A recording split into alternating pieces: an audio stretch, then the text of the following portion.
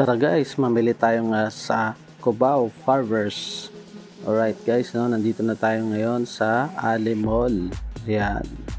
Okay, papunta tayo ngayon sa Farmers Cubao, Farmers Market. Ayan. So mamimili tayo ngayon ng mga fresh na hipon, salmon, and tuna. Alright guys, no. So dito ang parking nga sa may Araneta Coliseum, kaya lang hindi na pwede guys. Actually pwede ka mag-park dito sa bagong tayong Shopwise, kaya lang sobrang haba ng pila, kaya dito na ako pumunta sa may tapat ng Farmers. Actually dati hindi pwede mag-park dito so ngayon pwede na mag-park yung mga motor. 40 pesos lang naman yung parking fee dyan. Sa 4 wheels ay 60 pesos lang. So first 2 hours po yun, and succeeding 2 hours po ay may bayad pa po another 20 pesos po ata, nakita ko po doon. So okay naman siya as of now. So pagka gusto nyo, ayaw nyo mainitan, punta kayo dun sa Shopwise, dun po kayo mag-park. Alright guys, yan ang Farmers. Marami po kayo mabibili dyan, mga sariwang prutas, ibang sariwang prutas, no? Durian, mangga, santol, lahat po ng mga kakaibang klase ng prutas ay nandyan din po. At pag dyan po kayo dyan sa baba, dyan nyo po makikita ang lahat ng mga frozen. Dito rin ako bumibili guys ng mga take out packs natin. Ito po yung mga hipon natin, no? So kailangan lang natin mamili.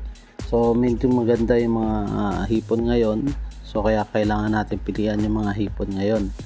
So ang hipon guys, no, nagmamahal yan, depende sa panahon. Lalo na pagka ganito malapit na mag Christmas, talaga namang magmamahal ang presyo ng mga hipon. Pero ngayon medyo hindi maganda yung supply ng hipon ngayon, kaya ang gagawin natin, pipilian lang natin yan. Yung guys, yung malamig na tubig na yan, sobra yan. Pag hinawakan mo yan, talagang pag hindi ka sanay sa lamig, masasaktan ka talaga. Pipilian lang natin yung mga magaganda at saktos para sa tempura natin. So pag hindi mo kasi pinilian yan, ibibigay medyo maliit-liit. So kailangan ikaw talaga yung mag-initiate na pumili niyan. Isa-isay mo talaga yan. So may tamang paraan ng pagpili dyan. Hindi ko lang magawa kasi may hawak ako ng cellphone. Alright guys, no? So ganyan lang ang pagpili, no? So mga tamang laki at mga sariwang hipon lang yung kukunin natin para pag sinerve natin sa customer ay fresh pa rin siya. So marami dyan, no? So dito lang ako kumukuha sa suki ko. So hindi ko na guys na picturean yung iba kasi medyo nagmamadali talaga ako ng time na yan, no? Kailangan ko ng makabalik sa store para meron tayong ma-serve na mga tempura. Okay guys, for today's video yan muna. Maraming salamat sa pakikinig nyo. Baka gusto nyo magpasabay, PM lang po. Maraming salamat, bye bye.